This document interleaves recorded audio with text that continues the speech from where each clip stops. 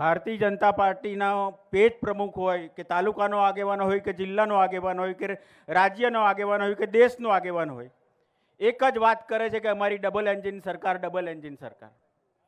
પણ આ double engine કરે છે શું?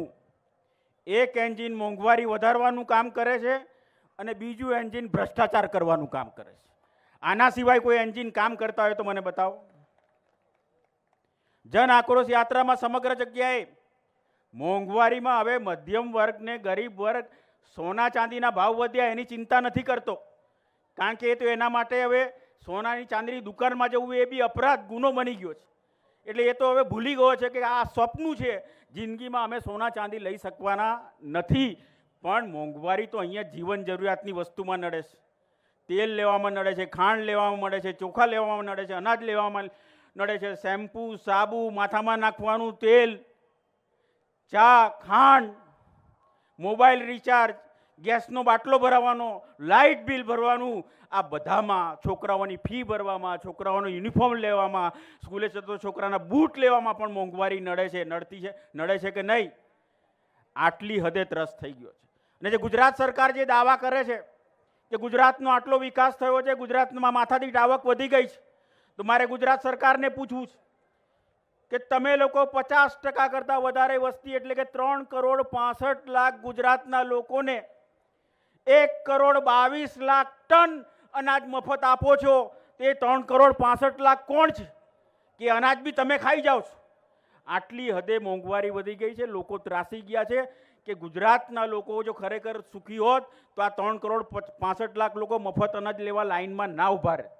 પણ વાસ્તવિકતા એ છે કે ગુજરાતનો ઉલટો વિકાસ થયો છે, જેને કારણે અનાજ પેટનો ખાડો પૂરવા 3,65,00,000 લોકો આજે સરકારી મફત અનાજ પર નિર્ભર થઈ ગયા છે. આ ગુજરાતની વાસ્તવિકતા છે. ભ્રષ્ટાચારની અમે વાત કરીએ.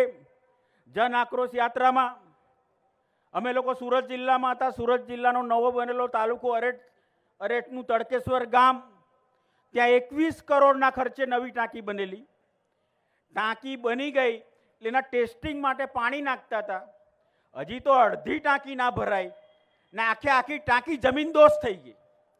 અમારી યાત્રાનો રૂટમાં એ તડકેશ્વર ગામ આવતું તો મેં એ તડકેશ્વર ટાંકીની મુલાકાત લેવા ગયા તો ત્યાં અમે શું જોયું? જેટલી સિમેન્ટ વાપરેલી એટલી જ એમણે માટી બી વાપરેલી. હવે વિચાર કરો, સિમેન્ટ કોન્ક્રીટના ગારામાં માટી કોઈ દિવસ આવે ખરી? પણ એણે 50% માટી વાપરેલી હતી ને અંગૂઠા જેટલો સળિયો વાપરવાનો હતો, અંગૂઠા જેટલો જાડો સળિયો વાપરવાનો હતો. એ કોન્ટ્રાક્ટરે અગરબત્તી જેવો સળિયો વાપરેલો તો ટાંકી તૂટી જાય કે ના તૂટી જાય? પણ આવું કોન્ટ્રાક્ટરે કેમ કર્યું? કારણ કે કોન્ટ્રાક્ટરે 1 લાખ રૂપિયા ભાજપને ડોનેશન આપેલું હતું. એટલે આવી એક ટાંકી નહીં પણ બીજી 15 ટાંકીનો કોન્ટ્રાક્ટ પણ આ ભાજપને મળેલો હતો. હમણાં મુખ્યમંત્રીશ્રીએ કેબિનેટમાં નિર્ણય લીધો કે ગુજરાતના ભ્રષ્ટાચારી અને ભૂમાફિયા લોકોને નાથવા માટે કલેક્ટરને અમે છૂટો દોર આપીએ છીએ. પણ વાડ જ ચીબડા ગળે તો શું થાય? કલેક્ટર જ ભૂમાફિયા બની જાય તો શું થાય? તમારો ગાંધીનગરનો કલેક્ટર 20,000 કરોડના કૌભાંડમાં વર્ષ ઉપરથી જેલમાં છે, હજી સુધી બહાર નીકળી શક્યો નથી. તમારો સુરતનો કલેક્ટર 2,000 કરોડની સરકારી જમીનમાં 29 જેટલા ભૂમાફિયાના નામ ચડાવી દીધા, એના કારણે સસ્પેન્ડ થઈ ગયો. આજે પણ એ નોકરીએ લેવાયો નથી. તમારો જામનગરનો કલેક્ટર, સુરેન્દ્રનગરનો કલેક્ટર 1,500 કરોડનું જમીન કૌભાંડ, અને જે ફરિયાદી હતો, ફરિયાદીને ખબર હતી કે હું ગાંધીનગરમાં ફરિયાદ કરીશ, મુખ્યમંત્રીને ફરિયાદ કરીશ કે મહેસૂલ મંત્રીને ફરિયાદ કરીશ, મારી ફરિયાદનો નિકાલ નહીં આવે. એટલે એણે ફરિયાદ ક્યાં કરી? દિલ્હી સીધી ઈડીમાં ફરિયાદ કરી. ઈડી દિલ્હીથી આવીને તપાસ કરી, કલેક્ટરની તપાસ કરી, એના પીએની તપાસ કરી, એના ક્લાર્કની તપાસ કરીને એક નાયબ મામલતદારની તપાસ કરી. નાયબ મામલતદારના ઘરેથી 67,50,000 રૂપિયા રોકડા મળ્યા. હવે વિચાર કરો, નાયબ મામલતદાર કક્ષાના માણસ પાસે 67,50,000 રોકડા મળ્યા હોય તો કલેક્ટરના ઘરે કેટલા પહોંચ્યા હશે? ગાંધીનગર કેટલા પહોંચ્યા હશે?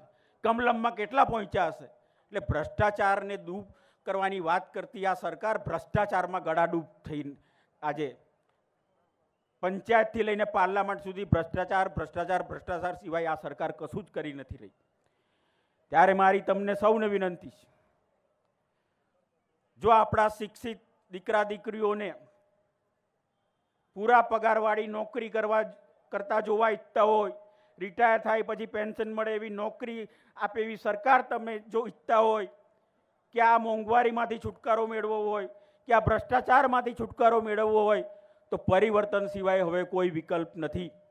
અને પરિવર્તનની શરૂઆત તમે તાલુકા પંચાયત, જિલ્લા પંચાયત, નગરપાલિકા અને મહાનગરપાલિકાથી કરીને એક મજબૂત પાયો ગુજરાતમાં નાખો, જેથી કરીને 2027માં ગાંધીનગરમાં બી કોંગ્રેસની સરકાર બને અને 2029માં દિલ્હીમાં પણ કોંગ્રેસની સરકાર બને. એ પાયો નાખવાનું કામ તમે આજે સૌ અહીંથી શપથ લઈને જાઓ અને પરિવર્તનમાં સહભાગી બનો એવી આપ સૌને મારી વિનંતી. સૌનો આભાર. જય કોંગ્રેસ.